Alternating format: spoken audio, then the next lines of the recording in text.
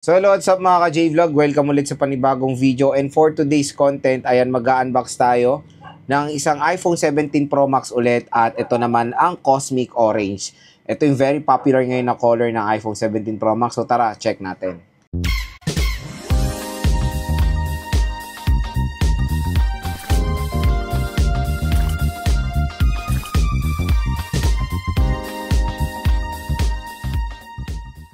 So ayan, bumili tayo ng iPhone 17 Pro Max ulit. So yung in-unbox natin na isang 17 Pro Max, sa wife ko yon. At bumili na ako ng para sa akin since nabasag po ang aking 16 Pro Max. Kaya bumili ako ng 17 Pro Max. So ano lang to, kumbaga biglaan ko lang to binili. At kung interested kayong bumili nito ng sobrang mura lang, dito sa ating View Products, may link dyan ng 17 Pro Max. At meron pong special voucher pag dyan kayo bumili sa ating product. 1,000 pesos sa Power Mac pag gagamit kayo ng credit card, pero pag cash, ang presyo niya lang isa sa 86,000 pesos. Pero sa online nito, I think sa official store ng Power Mac or ng Apple Store is nasa 70 plus lang ang 17 Pro Max. So napakamura lang. Ayan na, open na natin to. Siyempre ano to inopen ko na to, chinek natin. Need naman talaga i-check eh.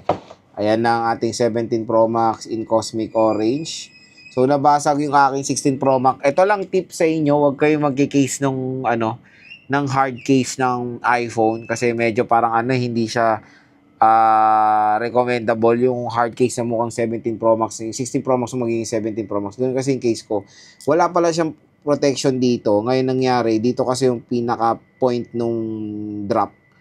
Kaya dito siya nabasag. Yun lang naman. Nakakalungkot. Pero yan, again, kailangan natin mag-move on at nag-move on na agad ako. Bumili agad tayo 17 Pro Max. So maganda rin pala yung Cosmic Orange. At wala na lang kami yung color blue. So parang ginawa namin Happy Meal. No? Kulang na kukumpletuhin yung color. So ayan nga. Sa wife ko yung white at mas piniprefer na ng karamihan yung white. Napakaganda nung silver ng iPhone 17 Pro Max. Very clean looking. So, meron din mga rumors na nagiging pink daw to. I don't know. Tingnan natin after 1 year. Hopefully, hindi rin mabasag. First time ko lang naman din mabasagan ng smartphone.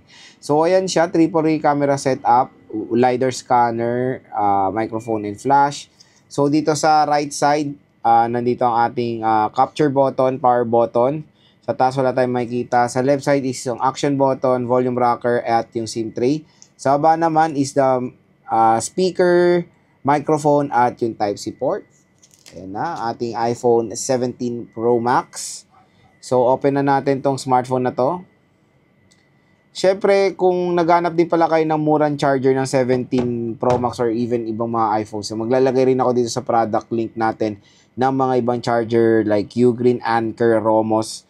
Napakamura mga charger na 30 watts, 20 watts na below 500 pesos lang. So, meron tayong Type-C cable at syempre yung SIM ejector. Yun lang, di ba? Very simple and very boring na mag-unbox ng iPhone today. Ito na ang ating iPhone 17 Pro Max. So, setup ko muna to mga idol. Balik ako kayo. Mga ka-J-Vlog, medyo matagal lang na setup ko naman na yung aking iPhone 17 Pro Max. So, yan, naka-setup na siya. At ito yung iPhone 16 Pro Max ko. Ayan, tignan nyo, basag, sakit sa bangs. So, yun yung reason kung bakit nag-upgrade na ako sa 17 Pro Max at ibebenta ko na lang tong 16 Pro Max ko. Actually, may buyer na to. So, yun, since nabasag siya at ang pinaka main reason kung bakit to nabasag is yung sa case.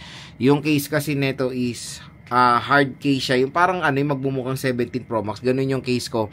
Tapos, sa pansin ko kasi sa case, compare dito sa mga libreng jelly case na nakikita natin sa Green Hills, ayan may protection siya dito sa bumper. So for example, pag nahulog siya, matatamaan mo na yung bumper ng case. Ito kasi doon wala, kaya yan agad rekta. Kahit na may tempered glass, tumagos sa tempered glass, ayan, rekta, basag. Ayan, sakit yun. Ang mahal ng reglass nasa 8 to 11,000 pesos. Wala pang LCD yun. Pero hindi naman nasira LCD ko Kaya nung decide ako bumili na lang ng bago. Ayan. Kaya ito na yung ating 17 Pro Max in Cosmic Orange. So yun nga yung sasawa ko is yung silver.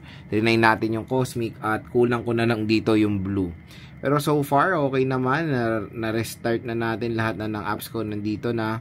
And when it comes sa camera, ang gusto kong itry sa 17 Pro Max is of course, yung parang sa iPhone 17. Ayan, oh. Yung pwede na kayong mag-landscape orientation na hindi nyo na tinitilt yung smartphone. Diba? Very, very convenient. Napakalinaw. Gagawa rin ako ng full review na itong iPhone 17 Pro Max. Kaya stay tuned lang mga idol. So, yun. Kung interested kayo nito, pwede rin kayo bumili nito sa mga official online store ng Apple dito sa ating View Products.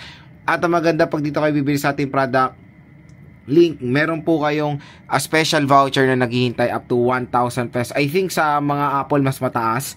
Kaya ano pang hinihintay nyo, i-grab nyo na yung opportunity nyo makuha rin ng iPhone 17 Pro Max ang sale dito sa official store nila sa online.